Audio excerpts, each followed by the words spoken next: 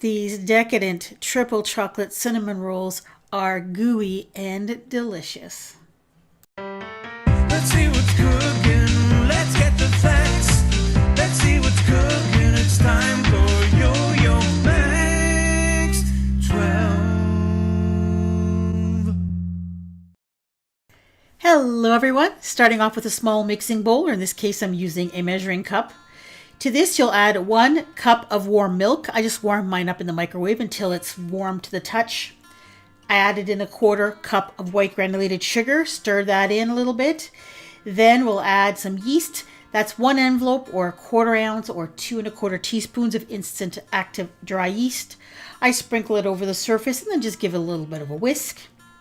Then we'll add in 1 large egg yolk and 4 tablespoons of melted butter.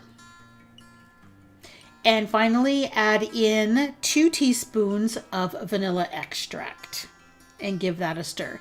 And you'll take this liquid mixture and just set it aside. Now in a large bowl you will place 2 3/4 cups of all-purpose flour, 2 tablespoons of cocoa powder, unsweetened, and a teaspoon of salt. Then I added the paddle attachment to my mixer and just gave that a stir until everything was nicely combined. And then I poured in the liquid, which has the milk and the yeast and the sugar and so on. I blended that with my paddle attachment until it was nicely combined. And then I switched to a dough hook. Now, if you don't have a stand mixer with a dough hook, all you have to do is take the dough out of the bowl, put it on your countertop that's been dusted with a little bit of flour, and just knead it until it's smooth and elastic. But the dough hook works really well for this. So I cleaned that bowl out. I'm just putting a little bit of vegetable oil on the inside of it. Put the dough ball back in, just give it a couple of turns so it's nicely coated. Then I'm going to add a piece of plastic wrap on top. And then I'm going to put it somewhere warm to rise for about 1.5 hours to 2 hours until it's doubled in size. What I do is I put my oven on 350 for about a minute, shut the oven off. It warms the oven up. The oven keeps the heat in and it helps your dough rise.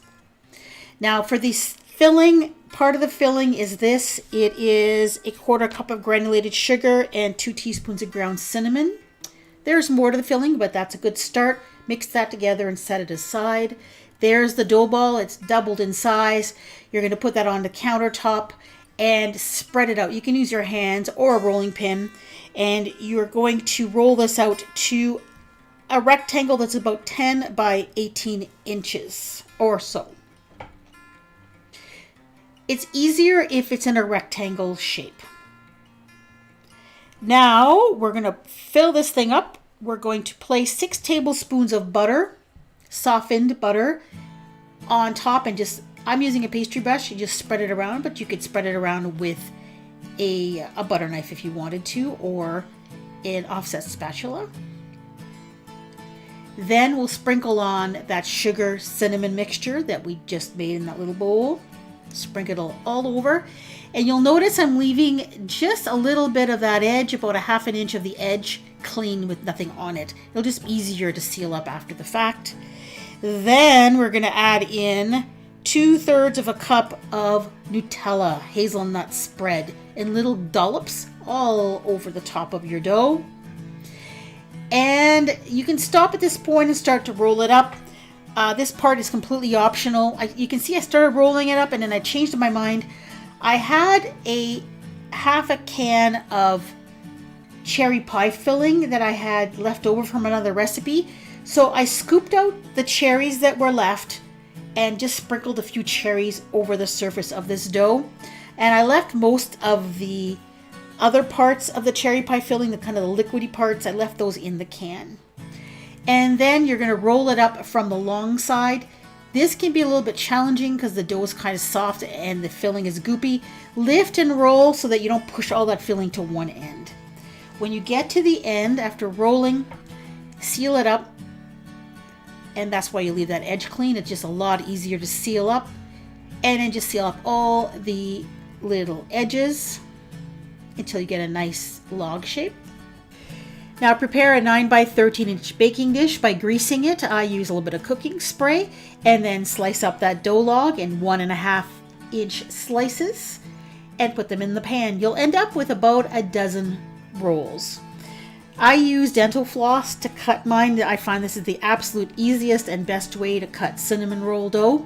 You could also use a sharp knife. It's a little bit harder because sometimes the filling wants to squish out when you're cutting it. Once they're all in that dish, cover it with plastic wrap and allow them to rise for about 30 to 45 minutes until they're almost doubled in size. There they are. You can see they fill up the pan almost completely. Then put these in a 350-degree oven for about 30 minutes until they're done. While they're baking, you can make the glaze or the frosting for these. That's 2 ounces of semi-sweet chocolate as well as 2 tablespoons of butter. I just melted those together in a microwave and just stirred it all together until it was nice and smooth. You can also add some vanilla extract here if you'd like. Now we are going to add 1.5 cups of icing sugar or confectioner's sugar or powdered sugar, however you want to call it, to the chocolate and the melted butter. And then you will add in as much milk as you think you want to add to get the texture of frosting or glaze that you prefer. I added a couple of tablespoons of milk to mine and just started stirring and added a little bit more until I got the texture that I wanted. If you want a glaze, add more milk. If you want more of a frosting, add a little bit less milk. So that part's completely up to you. You can see the kind of texture that I ended up with. And here are the cinnamon buns out of the oven. Now, if you put your frosting on right away and when they're hot out of the oven, the frosting will melt. It'll kind of go in between the cinnamon buns and inside the cinnamon buns, and you'll get kind of a glossy kind of a texture to the frosting. You can wait till they're completely cool, then add your frosting, and then the frosting will stay on top. I let mine sit for about 20 minutes before I added the frosting. So it melted a little bit. It did go down into the cinnamon rolls just a little bit, but a lot of the frosting stayed on top. So this part is up to you. And there they are. They are ready to devour and enjoy. And here is a completed cinnamon roll. These are absolutely delicious. Super chocolatey, very, very sweet, nice and gooey. And these are best served same day or just slightly warm out of the oven. If you keep them for several days, just put them in the microwave for a few seconds to heat them up again. And this is what it looks like when you slice into one. You get little pockets of Nutella that kind of ooze out with the frosting on top. And I think adding the cherries to these makes them actually even better. Little hits of cherry in there as well. These are really, really good.